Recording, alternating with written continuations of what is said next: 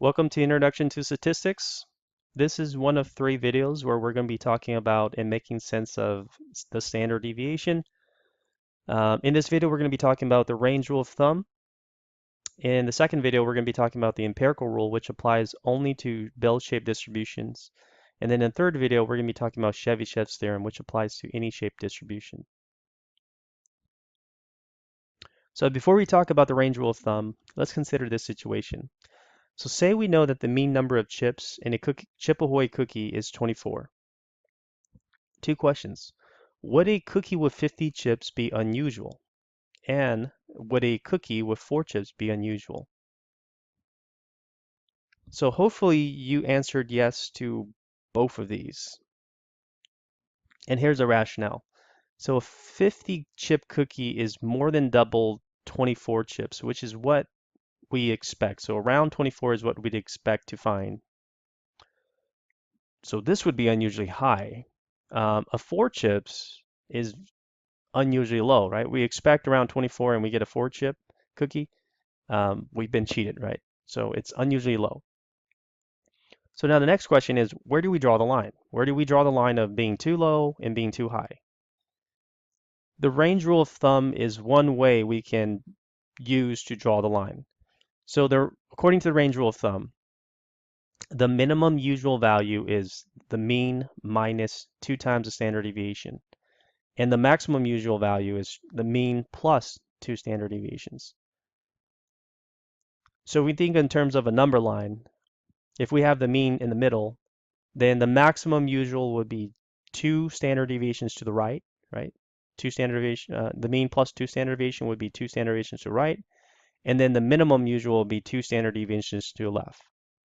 So anything in between the minimum usual and the maximum usual, any values in between here, would be considered not unusual.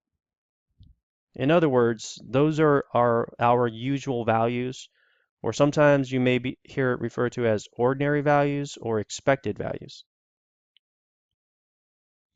And anything to the right of this green interval, right, this between the minimum and maximum usual, would be considered unusually high. Anything to the left would be considered unusually low.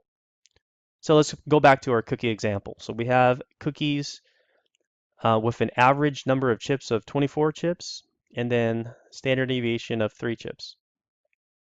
So what are the minimum and maximum usuals according to the range rule of thumb? So the minimum usual would be the mean, which is 24 minus 2 times standard deviation, which is 3. And then the maximum usual would be 24, which is the mean, plus 2 times the standard deviation, which is 3. All right, so we have 24 minus 2 times 3 is 6. So 24 minus 6 would give us 18. And then 24 plus 6 would give us 30. So the minimum usual would be 18 and the maximum usual would be 30. So anything in between 18 and 30 would be considered not unusual. Say, for example, if we were to look at a cookie that had, say, 32 chips, would that be considered unusual? And the answer is yes. 32 is to the right. Again, here from here to here, that's considered not unusual.